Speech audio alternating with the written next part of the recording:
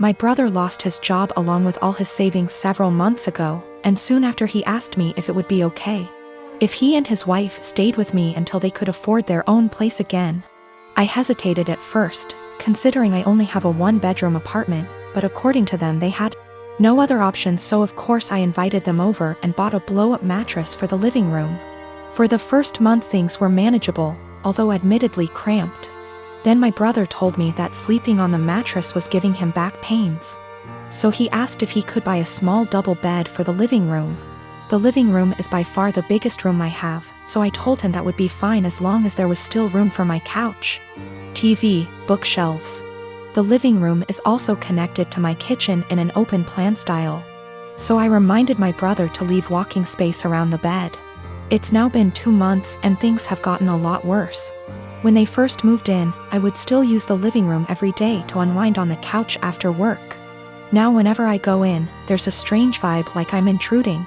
My brother and his wife are often sitting in bed together when I go in. I always knock and stare at me pointedly until I leave.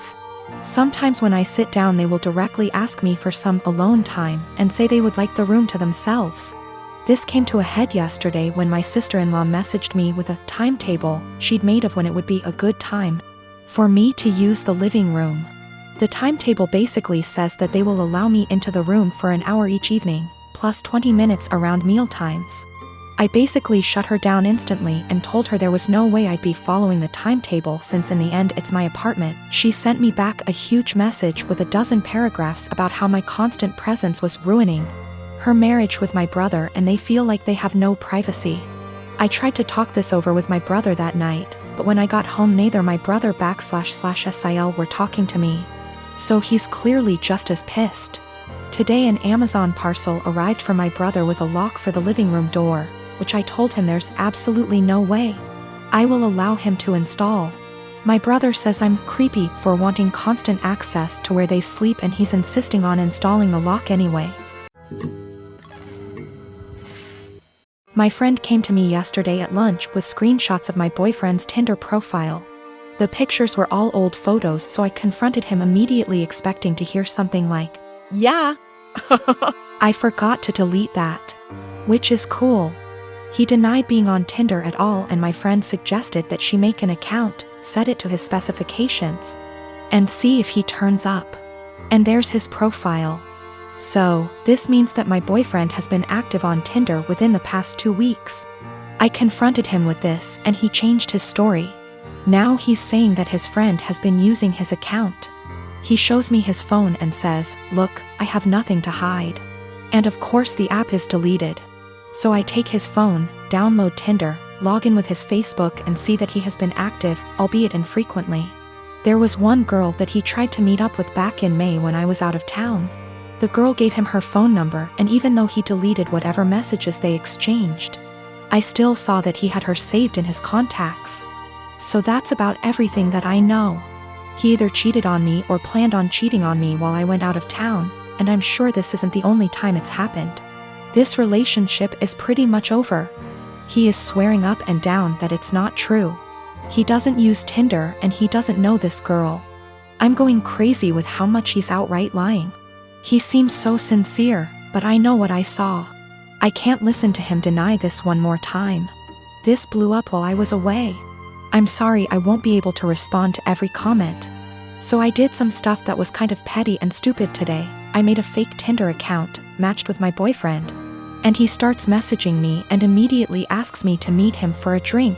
We agree to meet by a fountain in the center of my town and I pack up all of his stuff in a tote bag, put on a great outfit and went to the fountain.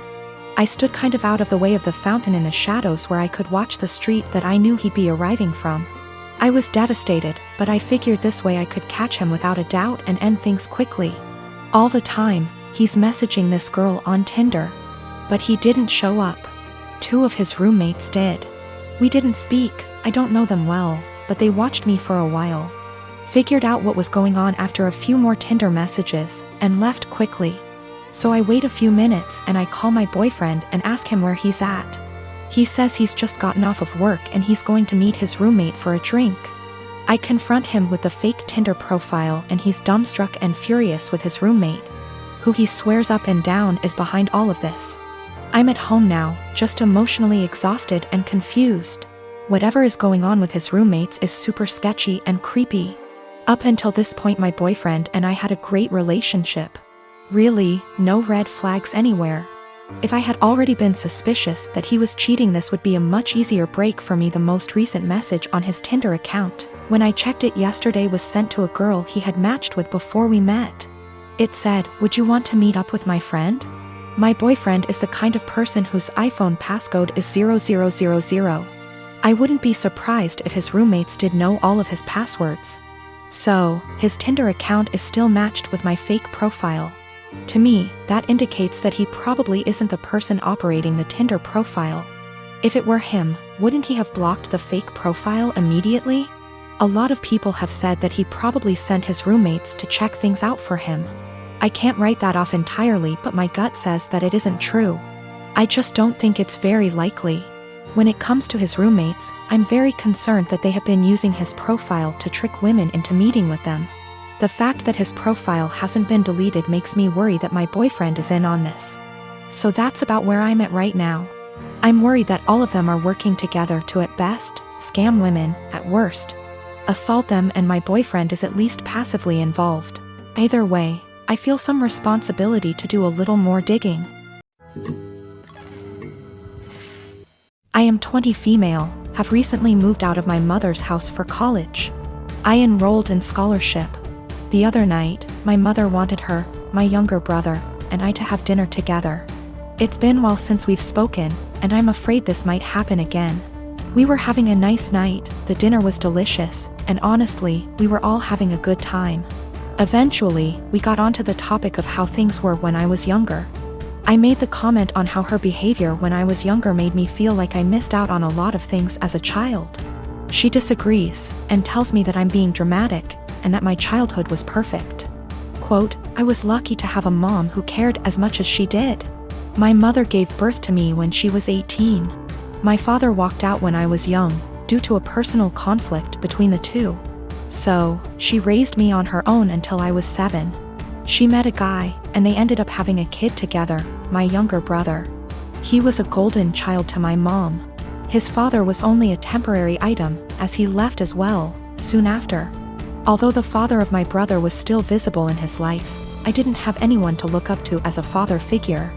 Eventually, my mom went through a phase of depression after they separated. She started to care less and less about her children, and more about her parties and men she wanted to sleep with. It ended up getting so bad that by the time I was 10, I was a full-time caretaker of my younger brother. With the exceptions of the weekends he was with his father.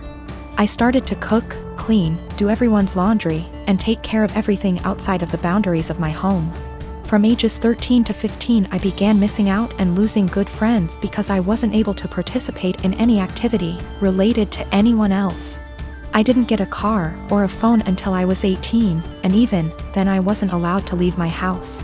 I graduated senior year with flying colors and ended up getting a scholarship to a really good college.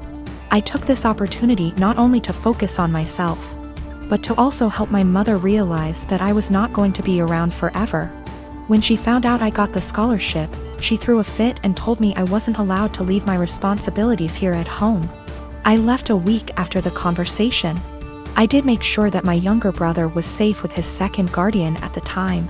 My mother and I talked on some occasions but never really kept contact. We got together, and you know the story. She told me I am an asshole for saying that she never really took care of me or my younger brother. I told her that eventually, she will need to get help and stop victimizing herself. But I'm starting to feel guilty, and that maybe I was dramatic after all. I've officially decided that I no longer need my mother in my life at this point in time. I'm now going to only focus on myself, and working towards a successful career in law. Of course, my mom won't take it well, but it won't really matter to her in the long run. Her children never really mattered to her. I'm going to stay in contact with my younger brother, though. I'm going to make sure that he doesn't possibly go through the same amount of trauma I did. It all began after the first month we started dating, and I don't know why I didn't end things right then and there. While I was taking a shower, He looked through all of the photos on my laptop and yelled at me cause I still had photos of me and my ex. I didn't even remember, cause I don't look at those photos and I guess I was too lazy to delete them. Also, I don't use that laptop so often since it's slow. So, yeah. I wasn't being sentimental. I've always been a nosy person and I admit I stalked his wall, his exes, even his parents, but it was all public info. I've been alone with his laptop / phone etc. but I've never ever even thought about reading his private conversations. I wouldn't do that to anyone. He doesn't care, though. He memorized my iPad password and he read everything, including some really private posts on Reddit. He yelled at me and broke up with me. He occasionally lurks in my Facebook account, because I'm dumb and I'm always like, no, he wouldn't do that again, but he always does. Today I was logged on our shared laptop and I saw in my FB app that there was some activity going on 40 minutes ago, while I was taking a shower. I looked the Chrome history, but he had deleted everything. I lost it and I started crying and he had the audacity to blame me for his trust issues and said that there is something I'm hiding, since I'm reacting this way. I tried to explain I have nothing to hide, but it's just horrible to feel uncomfortable at home. I can't even sleep properly anymore because I'm nervous if he'll decide to randomly read my messages. He scrolled maybe months of my FB searches, which is really embarrassing, and yelled at me again. He said I must be hiding something since I'm so upset. I don't hide anything, and I never gave him a reason not to trust me. Once he dumped me and I grabbed a beer with an old friend and he found out. Blamed me for cheating on him and even complained to my mother. I go to therapy every week, not only because of him, I have other issues. There was this group session and I met a boy who has similar problems to mine and I felt that finally I'd have someone outside therapy to talk to. He's not my type and I didn't like him in a romantic way. I just felt we could be friends, but my boyfriend found out we've talked once, because he was snooping again OFC. And again yelled at me. He said I was a cheater and that's why he had trust issues. I've always been faithful and I didn't deserve this. I changed all my passwords, but I'm tired of feeling uncomfortable in my own home. He went out and told me I deserve this and he's right to invade my privacy and I have no right to be mad. I don't know what to do anymore. I finally picked up some courage and ended this pathetic excuse of a relationship. 2 days ago he came with his mother, OMG, to collect his stuff and also took the laptop he gave me as present. Which was pathetic.